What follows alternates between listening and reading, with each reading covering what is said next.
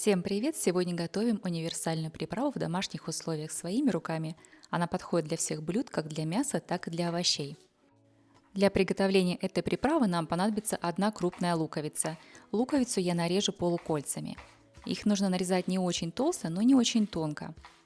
Выкладываем лук на решетку дегидратора в один слой. Желательно полукольца немножко разделить между друг другом так, чтобы они лучше просохли. После сушки лук приобретает такой золотистый оттенок и на вкус приобретает вкус немного поджаренного лука. Очень вкусно, попробуйте. Нам также понадобится одна средняя морковь, я ее уже помыла и почистила. Морковь можно либо натереть на терке, на крупной терке, либо нарезать очень тоненькими колечками, иначе морковь просто не просохнет. Выкладываем морковь на решетку в один слой.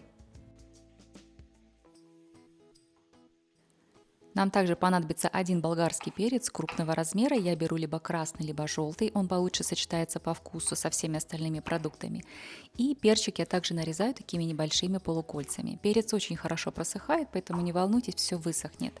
Также нам понадобится чесночок. Чеснок по вкусу. Я беру небольшую головку. Чесночок также я нарезаю мелкими колечками, очень-очень тоненько. Красный перец и весь чеснок я положу на одну решетку в один слой. Список всех ингредиентов для этого рецепта вы можете найти в начале видео и в описании под этим видео. Нам также понадобится 2 пучка зелени, я в этот раз беру зеленый лук. Лук можно его не резать, он очень тоненький, хорошо просыхает, но вот белую часть я порежу пополам.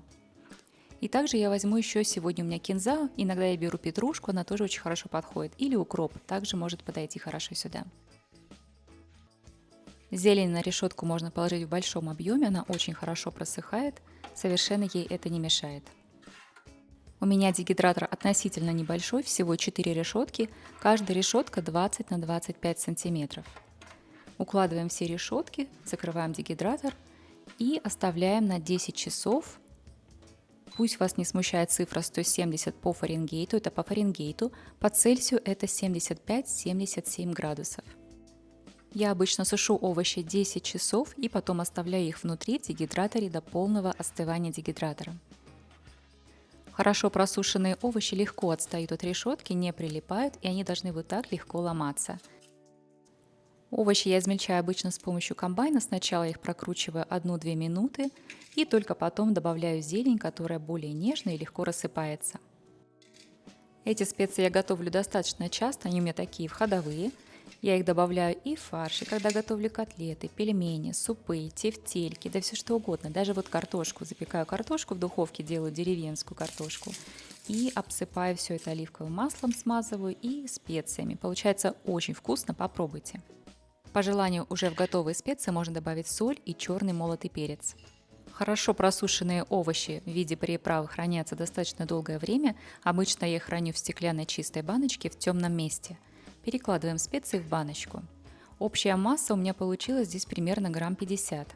Но, как я уже сказала, дегидратор у меня очень маленький, поэтому смело можно увеличить весь объем овощей в 2, в 3, в 4 раза, столько, сколько вам нужно. У меня на канале есть еще пара видеорецептов, где я готовлю приправы в дегидраторе, грибную и томатную. Если вам будет интересно, посмотрите, я оставлю ссылочку в описании.